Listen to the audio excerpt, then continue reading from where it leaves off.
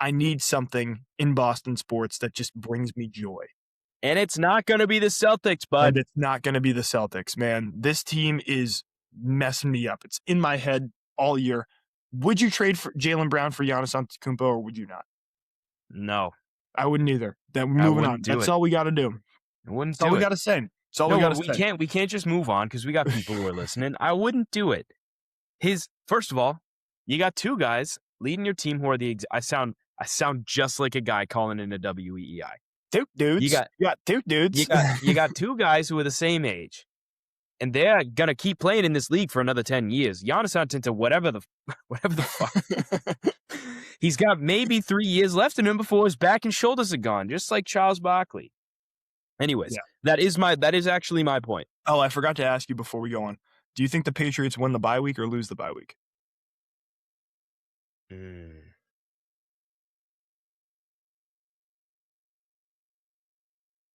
I think we win the bye week. Okay, 14-4 for the Patriots next year. Yeah, all right. No, but go on with your your Giannis take. The reason why I wouldn't go get Giannis is because you're shrinking your championship window automatically by doing so. Yeah. Right now you have two guys who have another 7-8 years left in each of them, probably minimum before they age out. Giannis, in my opinion, is a phenomenal player. He's got about 3 productive years left in him before he starts to suffer from the Joel Embiid curse, in my opinion. Just from a physical standpoint. And you can't reward the guy who even got you to a position where people were excited about your basketball team, which they were not supposed to be this season. People are forgetting. Yeah. By trading him for an aging superstar. In my opinion, as a franchise, that is a deplorable action. Yep. Jaylen Brown has been nothing but good to your people, to your city, to your team. You can't reward him by just getting rid of him. This team was never supposed to even be a top 4 seed in the East. They were never supposed to be that good. He made them that good. He put himself in MVP conversations because of what he did on the court. Yep. Now, do I think that they have the pieces around them to become a championship team right now? No. And I don't think that they even really have the guys for the development to get there. But do I think that their championship window is open? Absolutely. As long as these two guys are on the same team, their championship window will remain open for an undisclosed amount of time. Yeah, I think that's the exact right take to have when it comes to talking about this, is that whenever you have both Jaylen Brown and Jason Tatum on the team on the same time on the floor, you have an open championship window. And what the thing is in the NBA that people just don't seem to understand is that, like, in terms of like taking big swings, how many of these in the past few years have we seen just completely fall on your face? The answer is you don't mess with a good thing. You just don't, right? This team has a winning pedigree. They have something that so many teams crave, which is being a consistent contender every year. Every time the Celtics are in a series, you're like, they're going to win. And will they let you down? 100% they will. But the pedigree of this team is that they have won a championship. And you have two guys who like playing together, who like each other, who have won a championship together. Now, they're both competitive, and they're both not saying the right things in the media right now about each other, about even if it's like not like, you know, directly like, I don't like you, right? Jaylen Brown coming out and saying that his favorite year of basketball was the year where they lost a 3-1 lead to the Philadelphia 76ers, and his running mate was out the whole season with an Achilles injury. Probably not great for a look. Yeah, but like, how can you point at him and be like, you're wrong for that? How can you do that as a fan? A day after you lost Game 7 to the Philadelphia 76ers? How do you expect him to feel? It was the first time in his life where he was afforded the opportunity to go and be the number one player on the team. And what did he do? Did he disappoint in that role? No. Him specifically? I agree with you there, but so, I think that there's a time and a place to have that conversation. Absolutely. But you can't be upset at him for saying it. You can be upset at him for saying it so quickly, for sure. But you can't be like, this thing that he said was wrong. I don't know, man. You won Finals MVP. Maybe that's maybe that's the highlight of your basketball career. Is winning the NBA Finals, not a year where you fizzled out of the playoffs. in the first round, right? But that's not what he's saying. If you asked him what the peak of his career was, he would say winning Finals MVP. If you asked him what his favorite season as a whole, it was the one where he got to go take 25 shots a game and average 28 points. Of Yeah. course. He'll probably never do that if, God willing, they are both healthy on the court at the same time. That's not him saying, I didn't take that as him saying, I want to go be that guy all the time. Mm-hmm. I took it as him saying, okay, I had fun being able to be that guy because I've never been that guy before. Mm-hmm. Now, your point about it being the day after the season, completely inappropriate. I don't mind having a voice in and creating your own media voice. Yeah. I don't fuck with the Twitch live streams. I don't like it. I don't You want to like do it at it? all. Go I don't make like it at yourself an all. actual platform. Yeah. But I do not like that. Yeah, That's a I'm bad I'm look. not a Twitch live stream guy either. And then you got Tatum saying that he wants to win Finals MVP too, right? Which I No shit, understand. he's I a know. guy. I'm with you. I'm with you on that. I'm with you on that. But you could see how people could misconstrue it as him being like, I should have won it the first time. And the Maybe if answer you're an is, idiot, maybe if I you're a dumbass, that's what he's saying.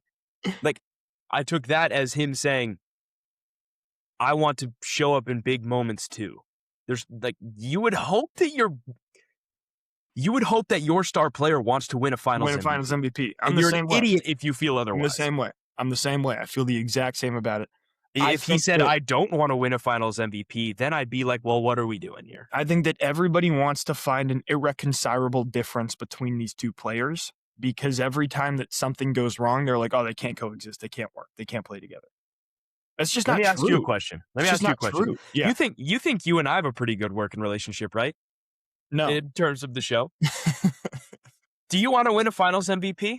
Yeah, I'd like to. That'd be cool. Yeah, I'd be pissed if you said no.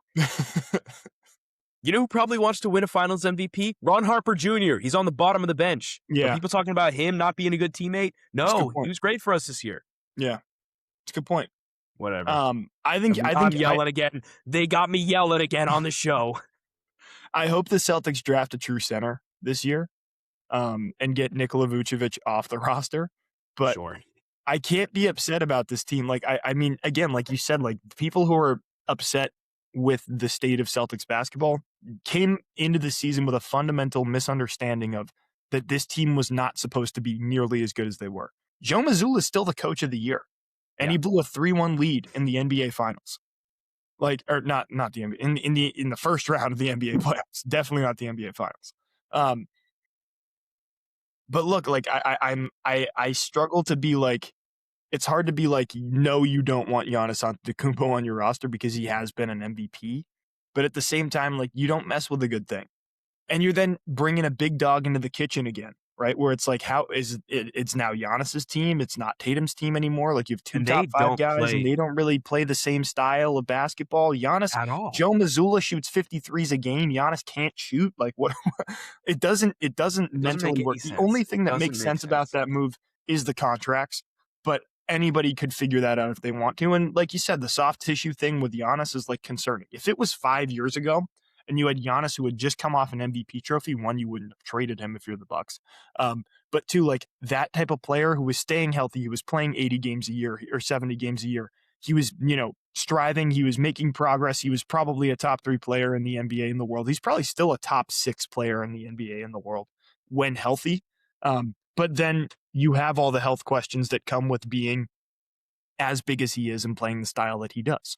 And absolutely, those are irreconcilable, especially for a team that is like maybe not necessarily in win now mode because it kind of feels like they're always in win now mode, and certainly has some holes to plug up. But you have 2 bona fide stars, and you have like, for 7 years. You got. If you look at it the worst way, going into this season, if you would have said you went to a Game 7 in the first round, I think everyone in Boston would have been like, well, it's not great, but it's fine. It's okay. Yeah. You got all these guys that you're trying to develop some playoff experience. They know what it's like to lose now. They've got an appetite for winning. You would have probably been pretty happy and it wouldn't be a talking point. But because they overachieved so much, now it is. So you have to temper your expectations. Yeah. And I don't think the question is, do we have to change this roster? Do we have to get rid of someone? I think the question is, where do you go from here? Do you go out and find a free agent to add? That is Yep. how we won our last championship. Yep. What moves do you make? And in Brad, we trust. I think Mayes Keita was like a complete favorite for most improved player this year. He Mhm. was incredible. I think that he is a piece that you can now be confident bringing with you. Yeah. I think that you saw great stuff from guys like Baylor Shireman and Mhm. Jordan Walsh that have Hugo proved that Gonzalez looked good. Hugo Gonzalez was great. And it proved that those guys were all worth the pick that you got them with. Yep. And they're valuable. So you have all the tools to become better. The question is, where do you do so? How do you do so? Is this the year in which you do so? And that's what Boston fans should be talking about rather than this bullshit narrative that we've been. I mean, it's like a broken record. We do it Mhm. every year and Yeah. it does nothing but hurt the team anyways. Yeah, and I think that people are upset with the Mazzulla era just because of how the Boston teams have kind of flamed out in the playoffs in past years aside from the championship. Right, you look at the Knicks series, you look at the last series, you look at the Heat series where we got blown out in game 7, like, people point to those and they go like, We came back from down to 3-0 in that series. Like, "I hear you." again, I understand your point. You're saying Right? that Boston fans look at that and they do so. Sure, you don't want to live and die by the 3 anymore. That's fine. You can complain about that all you want. You're just looking for something to complain about. He's one of the Agreed. best coaches in the NBA. Yeah, I'm with you there, and I think that you keep Jaylen Brown on this roster because I think that he's the guy. Like, I think that not necessarily. I think that you can't get something better for him and for Tatum at the same time, Yeah, um, without because they're it great coming for at a each other cost. too. People Yeah, forget about that. they They're do a great lot for of each really other. good things for each other. What would you Um, do moving forward if you were the Celtics organization? Are you going to let this squad rock for another year? Are you going to deal some guys? Do you have anyone? Do you have your eye on anyone that you could see them bringing in that would help them become more productive next season? Where do you see this team going? yeah, it's a very good question. I think you keep both. Um, and look, I think you sign LeBron James. No, you're looking for a big in the NBA sphere that can play defense, in my opinion, can play defense and can shoot threes. And you were hoping that Nikola Vucevic, who is always a defensive liability, was going to be a player that was good enough on offense to translate. And the answer is that all you need is really like an Al Horford, a guy that makes you respect the 3-point shot. Because literally what happened, um, Man, I wish we had an Al Horford. That would be what happened awesome. what happened in the Philadelphia series was basically that you had a situation where Neemias Queta was on the court, um, or like even a Hugo Gonzalez was on the court, who's not a shooter. That's something that he has to work on. Um, and He is you, actually only 19, though. yes, it's true. He's younger than us. He's got a lot of stuff that he could certainly develop into. But when they were on the court against him, Joel Embiid could basically just sit in the paint, and that clogged up basically all the spacing. And then you got Luka Garza, who shoots fine from 3. He's not a great shooter, like just jacking him up because he's wide open, but they're not going in. So they don't have to respect the shot, right? So then you have no floor spacing because you're trying to compensate for the fact that Joel Embiid is being a Trojan in the paint. And you don't have a guy who can make them step out and make shots. And this team in particular is one that needs a guy who can shoot just like as it is. You know what I mean? So I'm looking at maybe like a Brook Lopez. If I'm the Celtics, a guy who's Mhm. just like completely translated his game to be a 3-level guy, or And not is even not getting a 3-level ton guy. of playing time. He's Yeah, I playing know. behind Zubac in Zubac is LA. gone. Oh, He's right. in He's from Indiana. Pacers now. Yeah, sorry. Um, but you're right though. Like a guy like that could probably fit into this offense really well. I don't know. I think you take a look at some guys like maybe a Mitchell Robinson. Al Horford's a free No, you agent. I could seriously see Al Horford coming back. I don't think you go for a guy like Mitchell Robinson. He's a rival. Yeah. Literally is the worst shooter in the entire NBA. Correct. But I think that you have to go either one of two directions, which is you're going with a stretch 5 or you're going with a true 5 who can bang down low, can play really good defense. Because with Neemias Queta, the one thing that happened against Joel Embiid is he fouled him every single possession. You know what I mean? Like we couldn't guard him, and then every time that we would get downhill, we would just foul, right? So you're hoping that that isn't the case come next year.